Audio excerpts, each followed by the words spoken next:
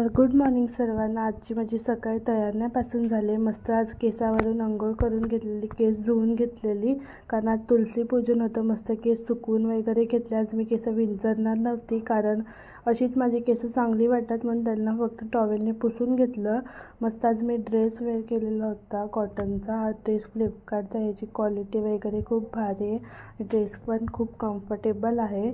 आणि नंतर मी सगळं मेकअप करायला लागलेली होती। मस्त परफ्यूम वगैरे लावून घेतला आणि ही लिपस्टिक लावत होती झुडिओची, एकदम लाईट शेड आहे आणि दिसायला पण मस्त दिसते, डेली वेअरसाठी खूप चांगली आहे। मस्त लिपस्टिक लावून घेतली आणि नंतर मग मेकअप करायला घेतलेलं। नंतर मग कानातले घालत होते आज, कारण ड्रेसवर इयरिंग्स मस्त दिसत होते वेगवेगळे सिल्वर कलरचे, तर हे ना आवडले, मग दुसरे घालून घेतले। हे छान वाटत होते म्हणून मी हे घातलेले।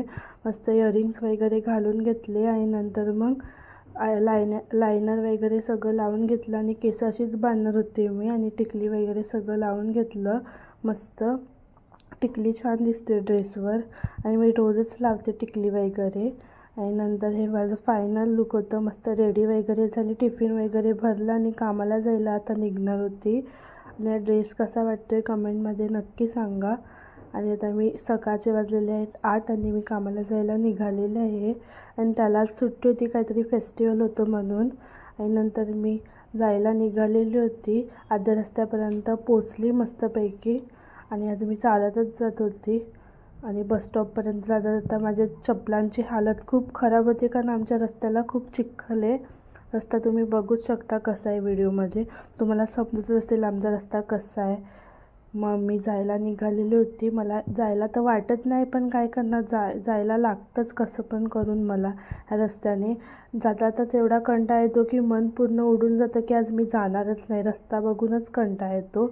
नंतर मग मी मस्त शांत वातावरणात निघालेली होती, रस्त्याला कोणीच नव्हतं, मस्त व्लॉगिंग करत करत जात होती।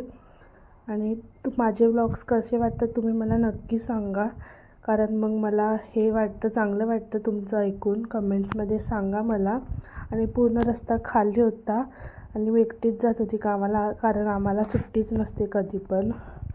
मग मी अर्ध्या रस्त्यापर्यंत पोचली आणि थोड्या वेळात ऑटो पकडून मी शिप्सला पोचली। आता मी 5-10 मिनिटात कामाला पोचणार आहे मस्त। आणि मग सगळं ऑफिस वगैरे चालू करून घेतलं आणि कामं करायला सुरुवात केली।